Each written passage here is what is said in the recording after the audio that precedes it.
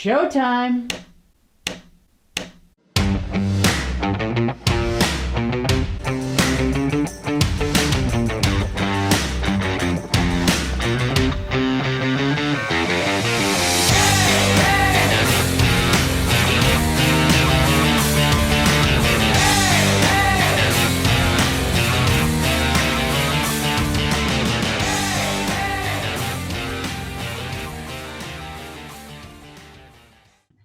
Hey everyone, welcome to the Rosie and Bill Show. Our guest tonight is an accomplished author, playwright, and more recently, a teacher. Please welcome to the Rosie and Bill Show, Scott Brooks. Scott, welcome to the show. Thank you, and thanks, Rosie. It's good to see you. You know, you just reminded me, I'm gonna have to update my resume because I do not have teacher on it. Well, we're going to talk about that right now before we get into your, career as a writer and your new novel. What's this about you becoming a second grade teacher during the pandemic? Well, my son stayed home. They closed his school, and I was out of work anyway. And just like that, I was a second grade teacher. Does his teacher appear and give a virtual lesson, or are you literally homeschooling him? Oh, no, it's like this. It's just like this, what we're doing right here. Last spring, usually they put up a video, and then they throw a bunch of lessons up on some platform or other, and then you go through the lessons with them. But somebody has to sit there with them, especially in the second grade, and make sure they do it and go over the workbook and explain it and yada, yada. This year, it's more complicated. Like the whole morning is them on a Zoom meeting, and the teacher shares her screen, and they can da-da-da-da. It's pretty sophisticated, but you still have to sit there with them. But the Zoom meeting, it's like 30 second graders all like this, and they're like this, and it's hysterical after a while, and somebody has their mic on, and the dog's barking, and the teacher's like, we all have to silence our mics.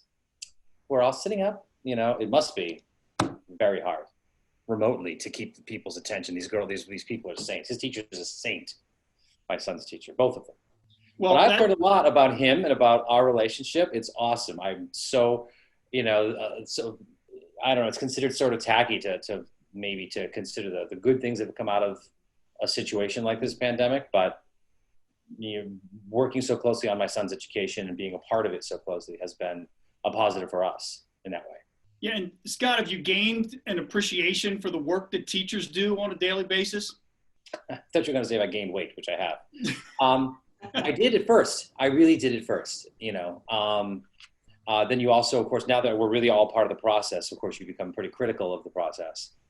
And I find myself and some other parents kind of going, like, this is too easy. Let's get cracking. Because things are pretty easy on kids these days, but didn't they say that about us when we were kids?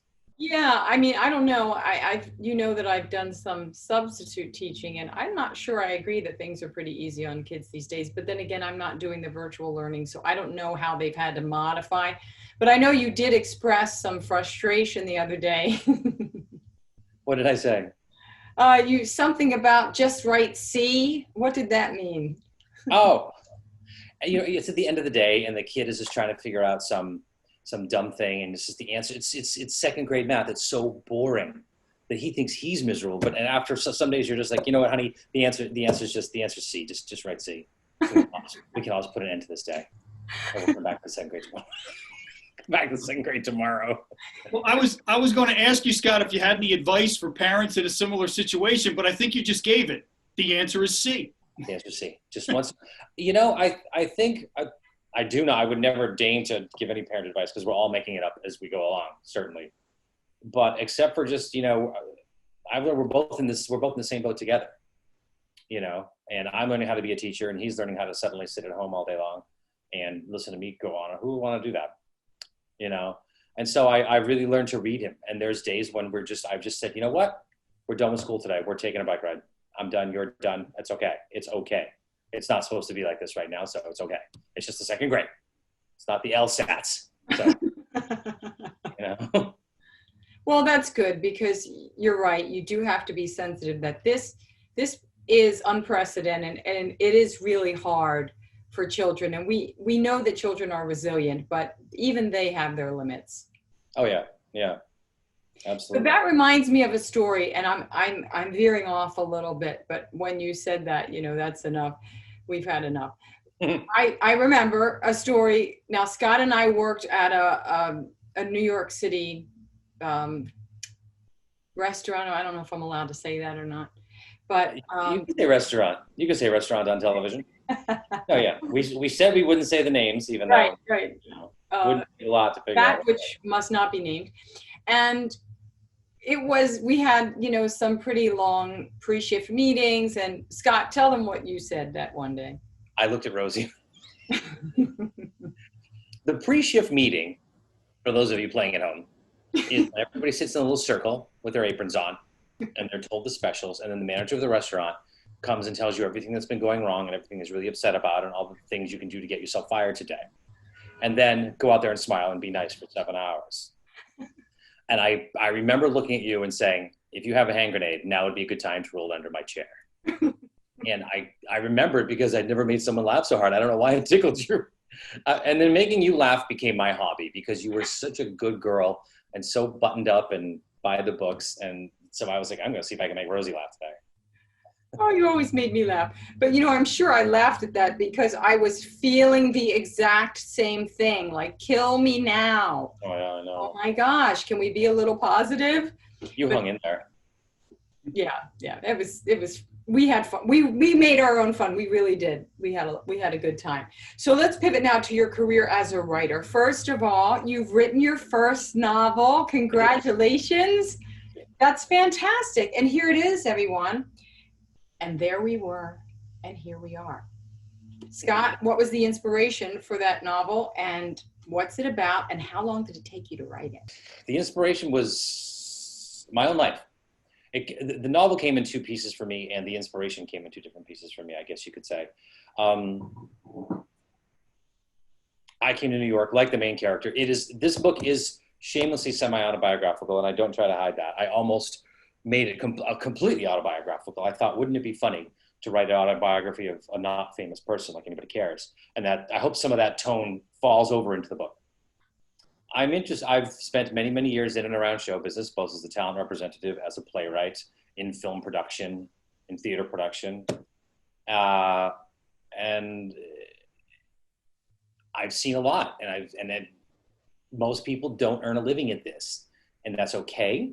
That's not what the book is about, but the book is about, it's almost a cautionary tale. Like, before you come to New York City to make it as an actor, you might want to read this book, because chances are very, very, very, very, very, very likely that you will be a 40-year-old person wearing an apron. And if you're not prepared for that possibility, but this isn't a cautionary tale. But that was the inspiration was, hey, nobody tells the story about people who come to make it in show business and don't. And this book is their story. Despite that, it's a comedy. Well, how can it not be with your very beautifully dry sense of humor? Thank you. That's the martini. And Yeah. it's told in two parts. Our narrator is reading a book written about himself many, many years ago. So the fun of the book is this older man who's struggling with depression and his own sense of disappointment in life is reading about that moment, that sunny moment when he was just starting out in his career and so on, and then he brings us up to date in the present as to what has happened to everybody since. So it's a little meta that way, and I think a lot of today's readers enjoy that sort of story. I know I do. Don't all movies start about 2/3 of the way through and then flash back, and then it's very poignant when you. Yes, when everything comes together. Scott, in the book, there's a quote that really resonated with me, and the quote is, "We may never get rich, but we'll never grow old." Tell us about that quote and where that came from. That came from me. That was one of those, that scene in the book is one of those things that just sort of spilled out of me. The character, Kelly Ripley, who actually goes on to become a successful TV actor, and she's been on Broadway, and she's come back to the restaurant because she's in between Broadway jobs. And the question of that part of the book is, wow, how do you go on Broadway and then come back to your restaurant job? But it does happen. It happens a lot. And it's something I don't think a lot of people realize. And she's going off about how Kelly's had a couple of drinks and she's standing there in Times Square with some other actors. And she's talking about how it was like the theater's her religion. The theater's her church. And this is what she most believes in. And it's, and one of the things she says about a life in the theater and a life in the arts is we may never get rich, but we'll never grow old. And it means if you're doing what you love and you're sustained by art and the camaraderie, especially in the theater, you won't care about getting rich. You'll care about all the laughter and the art and the amazing life that you'll have. And that's, and that paragraph ends with, it's the only club I've ever wanted to join, which is, sums it up for me. You know? I got chills when you said that, Scott. You know what I mean? It really, yeah, it really resonates, I think, with both. I can never walk by through the theater district without getting that spring in my step. I don't know what it is. It's exciting. I mean, well, I'm not gonna lie. Sometimes it's depressing because if you're not working, it's like, oh, you know. But it's still, yeah. Sometimes I would look up when I lived, because I lived in the theater district. You live right there. I did, and I'd be like, oh my gosh, I'm living here. Like, this is like incredible. You know, it really is an amazing experience. So, Scott, throughout this journey, have there ever been times where you have felt, say, deterred in any way on this path? To writing the book, or just in to being a writer, being living as a writer? Absolutely. I swore to pack it up so many times. I was like, that's it. It was fun. Thanks. Good night. I'm gonna go do something else with the rest of my life. And it just keeps popping up. It's just, you can't change who you are. And God knows I tried. You know, I've often, in the book, this Kelly Ripley talks about her old acting teacher, and she quotes him a lot. And it's actually my old acting teacher. And he said one great thing about being an actor. He said, if you can do anything else, by all means do it. And that's where I'm at. And I decided to sort of open that Pandora's box again for myself a couple of years ago, instead of trying to just completely shut it out. Like just literally like shoving clothes in a suitcase. Like, you're not going to write anymore. You're going to do something to sustain your bank account. But the suitcase always pops open, and there you are. It does. You're right. Yeah. And I've heard that from other of my acting teachers as well. If there's anything else you really want to do, definitely do it. Yeah. Because they're not kidding anyone about how competitive it is.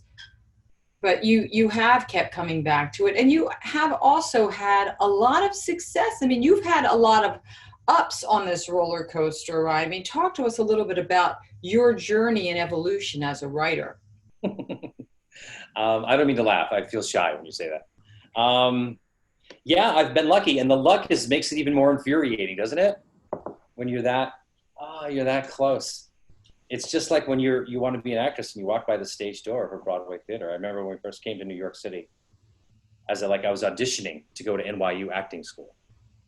And my buddy and I and a chorus line was still playing at the Shubert Theater.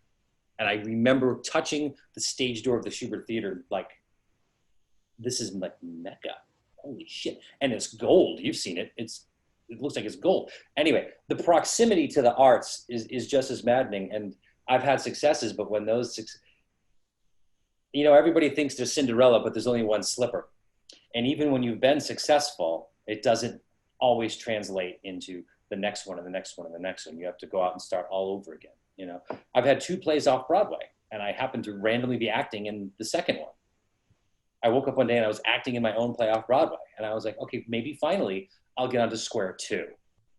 The play closed, and thanks very much. That was it.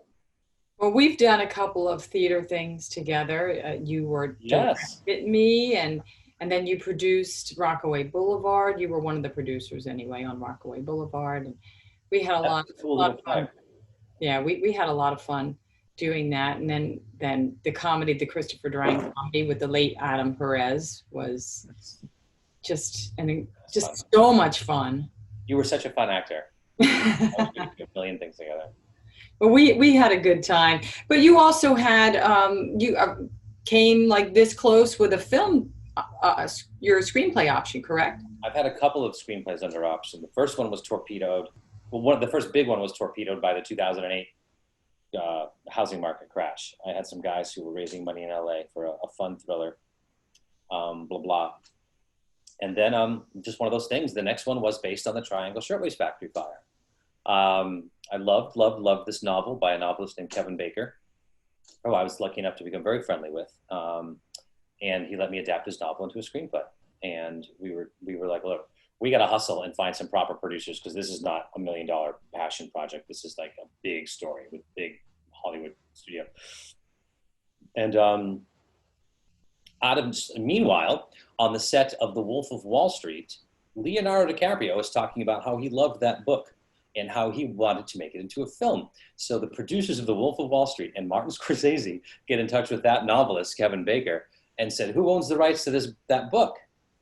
This guy did. So we were like, we even wrote the screenplay. Let's have a conversation. And I touched the hem of God's robes. And Leo just walked away, and that was it. And the deal was over, and I was back standing behind the bar. Oh, wow. I wonder why they didn't make it. You always wonder, do you ever get those answers? Yeah, I do. I don't know. I guess it's not divulging any big secret. The bottom line was we did a massive rewrite, making the lead character much more appropriate to the actor who wanted to be in it. And he went on to another script. He just decided he wanted to do another project. And if that producer couldn't attach that actor, then the whole project was dead. It wasn't like, okay, but we still like the script, let's find something else, you know. But the trick is, you've got to have 10 or 15 of those going in at one time to be a screenwriter. You can't just have your one shot. Again, Cinderella, one sliver. Got it. Makes sense. I have to tell you, Scott, just listening to you talk about that, you know, and Rosie even mentioned, and you mentioned, you know, these ups and downs, but what really impresses me about you is that you keep getting back up, you keep moving forward, you keep pursuing things.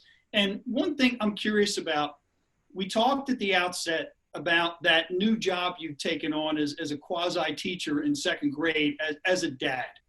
And what I'm wondering as another dad is, has being a father impacted in any way your determination or your commitment to continue pursuing that dream of yours? It did in a sort of a sideways way, Bill. The storybook version is the son comes along and dad, you know, goes off and puts on the top hat and gets a briefcase and earns a proper living.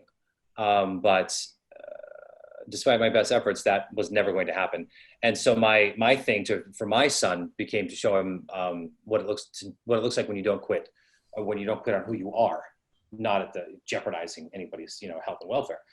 But my raison d'etre for raising my son has been to show him that you don't give up. You know. Well, as a fellow dad, I think that is a great reason to do what you're doing, and a great lesson to teach your son, Scott. You know, kudos to you for doing that. And I'll tell you, folks, we've got a lot more that we're going to talk about with Scott, including a very special and unique way he served as a tour guide in New York City. But before we do that, we're going to take 60 seconds or maybe 84 seconds for our Rosie and Bill Show fitness expert, Coach Lombardi. It's time for 60 seconds with Coach Lombardi. Take it away, Coach.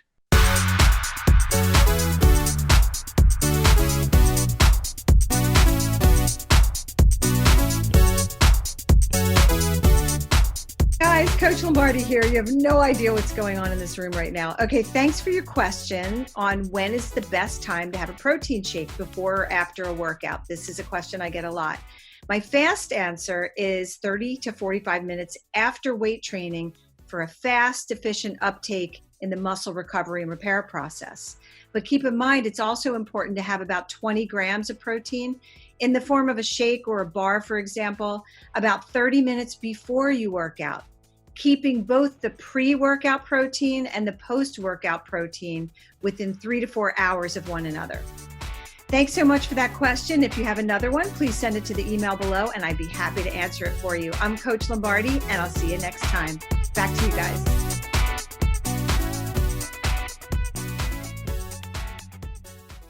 Thanks once again for a great tip, Coach. We always appreciate it. We hope our viewers do as well. Scott, I just want to touch on one other thing. You talked about being a dad and how much you want to communicate to your son to never give up. And I just want to say to you that I commend that, because I think that dads come in all shapes, sizes, careers, and there isn't a mold that you have to fit into. And I'm glad that you're sticking to your guns and being true to yourself. So Thank you for you. You're the best, Rosie. That she is. And Scott, I said right before the break, I mentioned your work as a tour guide. Now, I need you to clear something up for us, because our understanding is that you may have actually relocated some historical monuments and destinations to New York just to see if the folks on the bus were paying attention. Tell us about that. I can't believe I told you that story. The repetition of being a tour guide will make you crazy quickly. Where were you a tour guide? Great city of New York. No, but on what? The double-decker buses. Remember there were blue ones and red ones? Yes. What was blue or red? Now the red, it's one big company. Okay. You know how the red ones have those squeaky brakes? Anyway, it became apparent to me after months and months and months of repetition that most people just treated it as transportation. And a lot of people aren't even listening to what you're saying, and you're talking. And the downtown tour is 3.5 hours, if I recall correctly. And sometimes when I really knew, and a lot of people aren't really speaking fluent English because tourists are from all over the world, or they're just talking amongst themselves waiting to get to Macy's, I would say, we're coming up with the Empire State Building, and after that we'll be at Bourbon Street, and then we will drop you at the the Liberty Bell, and nobody would blink. And that's when I knew that nobody was listening. Nobody. I almost got hit in the head with a streetlight. Really? Yeah, that's one of the most important. It's a very dangerous job because the streetlights are right over your head, and you got to know when to sort of matrix out of there and do a back bend. That would be quite dangerous. And did you do it in the rain, snow, sleet, and hail like the mailman? They tried to tell you it wasn't seasonal and tried to do it in the wintertime, but it nearly dies in the winter. But yeah, people do, because it's tourist transportation, because they'll buy like a week-long pass for the tour buses, and then they'll just use it to get from here to there, But yeah, there was some rain, but you would try not to go, and you could usually get sent home. This was my period of I'll do anything not to go back to a restaurant job. And I ended up doing very strange things like being a tour guide. Well, but it also played into your talent for being in front of people and improvising and all of that. I won't lie. I love the sound of my own voice, and I never got tired of talking. And there were other tours that were full of people who were really into it and asking cool questions and got my sense of humor, and it was a lot of fun, So was it a lot to memorize? Yeah. Did you know you have to take a test? Well, no, I didn't, but I imagine you would have to. It's a lot of historical information. You have to be licensed to be a New York City tour guide, and it's a whole subculture. Like people who give those hardcore walking tours and stuff, some of those people have to have masters in history. It's crazy. That's how I got into the Triangle Shirtwaist Factory Fire thing to begin with,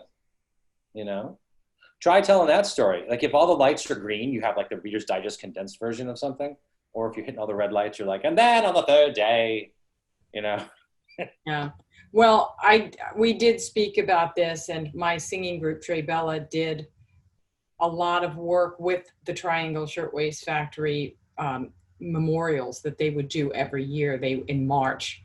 I had no idea that you did that. Yeah, because and my bandmate also wrote a stage play based on the fire, and they both collaborated on an original song. It was like a musical. Kind of a play with music is a better way to describe it. I would love to read that sometimes. Yeah, like it was a lot of monologues. It was some scenes, but it was just basically she picked certain characters and kind of had them tell their story. But it was very good. Anyway, yeah, it's quite a story, and a lot of people don't know that it was such a great tragedy in our country. Prior to 9/11, I think it was the biggest fire in New York City prior to 9/11, the biggest workplace fire to 9/11, yeah. But back to your crazy sense of humor, very quickly, when we worked together, Scott was always trying to see what he could get away with. I'm just saying. And it's all in the book. he would come to the table with food. He was a food runner. And say the guests ordered veal sottombocca, chicken parmigiana, broccoli, penne alla vodka. Scott, what would you say? How about lobster fra diavolo? What would you say? It was the same as in the tour bus. Nobody's listening. Exactly. And so I just started making up Italian-sounding words. And so one day I was like, here's the chicken spugats. And people were like, yeah, I got that chicken. And they put it down. That was it. And so I came up behind Rosie one day and I was like, Rody, 86 spugats. And that became our code word for all things Italian food related. Oh my God. God. Taste for Italian food lately. That was so funny. And if you don't work in the restaurant business, 86 means we're out of it, right? So Scott would come and say we're out of spaghetti. That place we worked was like a caricature of Italian American New York City, Dean Martin culture, right? It was just like the Italian festival, like the cigars and the gabagoo and the bobo. It's hysterical. No, the galamai. Galamad, because calamari begins with a G and ends with D. Right. Go back to Staten Island. Yes, it was kind of crazy. And now, as I say in the book, now it's famous for being famous. You know? Yeah. Well, speaking of the book, Scott, where can people purchase or find your book? A tiny little upstart website known as Amazon.com. Maybe you've heard of it. Yeah, I dove right into the belly of the beast, and I anguished a lot about self-publishing because I didn't want to be, considered somebody who just vanity press. I was pretty judgmental about those people too previously, earlier in my life. But like so many other things, it's changed. You know what I mean? And I read about it, and I researched it, and I thought about it, and I talked to some people in publishing and booksellers, people who distribute books and so forth. And it's just like an independent film now, if you will, or an upcoming singer or artist who just sells their own CDs however they have to. And you can, despite Amazon's, some people consider there's a lot of evils. A lot of people have a lot to say about Amazon.com and all the politics and the money around it. It's a slick operation. You can really build your book, and they put it on Kindle, and you can, you got to get somebody to design the cover and everything else, and you can make a hardcover. They help you price it, and off you go. But there's a whole nother skill set to marketing it on Amazon and making ads and figuring out how to make those ads steer people to the book. And that's kind of like my new part-time job is driving sales towards the book on the website. Well, I got my copy, and folks, you can get your copy on Amazon. It's poignant, it's funny, it's a great read. So we strongly suggest to check it out. Scott Brooks. Thank you so much, Scott, for coming on the show, for sharing your wonderful self, and we had a great time. I did too. I could talk all night. I wish we had more time. Well, let's catch up So soon. do I. Nice to see you as well, Bill. Thanks, guys. Thank you. Same here. Thank you so much, Scott. And thanks for teaching me about that new dish, the spugats. I'm going to order that next time I go out, the chicken spugats. You want to get the chicken spugats. Make sure you get the ugats on the side. That way it's like. There you go. Hopefully they won't 86 it. All right, guys. Thank you. Folks, as always, make a difference for someone every day. And make every day a great day. We'll see you next week.